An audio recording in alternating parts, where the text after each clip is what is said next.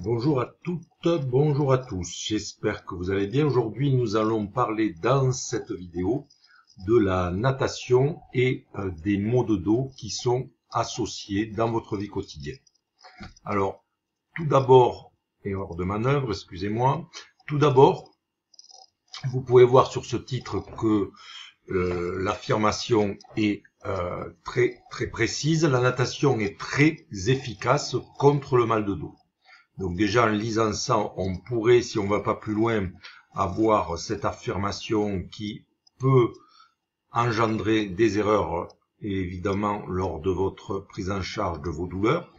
Donc si vous lisez un petit peu plus, les personnes qui n'arrivent pas à se débarrasser de mal au dos, faire de la natation peut être une solution durable. Ok, très bien. Je descends, une nouvelle étude, ok, 1 heure de nage 2 fois par semaine, des résultats visibles 1 an après. Donc déjà, on peut penser que à la lecture de cet article, la natation est une solution qui prévaut par rapport aux autres possibilités. Si l'on regarde l'étude qui est résumée sous forme d'infographie,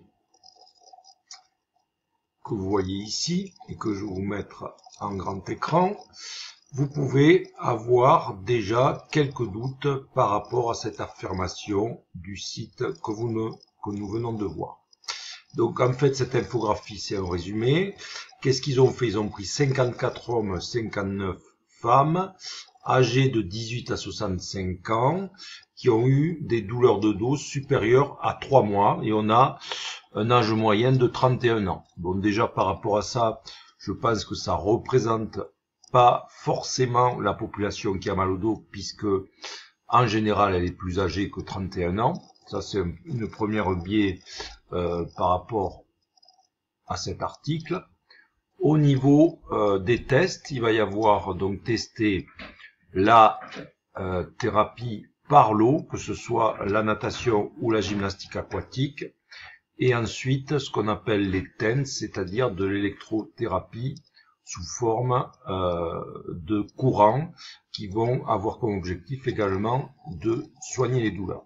Donc si on voit ça, on peut déjà là aussi critiquer un petit peu cet article, puisque dans un premier temps, on va mettre en place un traitement actif sous forme d'activité physique, à savoir 40 minutes de natation ou d'exercice dans l'eau, fait pendant 12 semaines, en comparaison avec 30 minutes de courant électrique.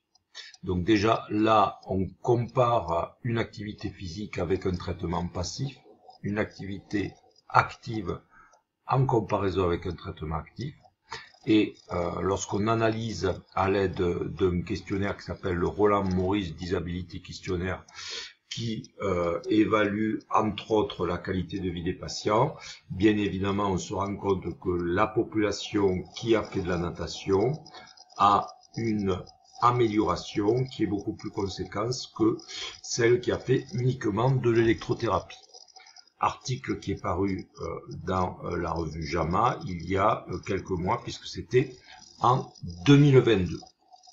Donc déjà par rapport au titre de la revue, la natation est très efficace contre le mal de dos, on peut dire que oui c'est efficace en comparaison avec un traitement passif, ce qui déjà rend moins, on va dire, excitant les conclusions du site internet que l'on vient de voir. Et deuxième chose, il est clairement identifié de toute façon que l'activité physique, sous forme, ça peut être de la marche, du vélo, etc., améliore et diminue les douleurs de dos.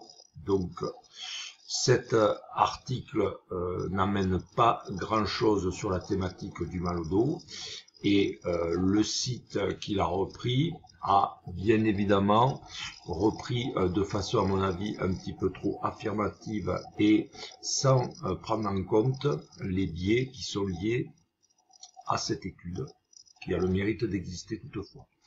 Donc pour synthétiser, oui, l'activité physique de toute façon va vous permettre de diminuer vos douleurs, et effectivement il faut avoir un traitement qui va être actif, qui sera beaucoup plus efficace qu'un traitement passif.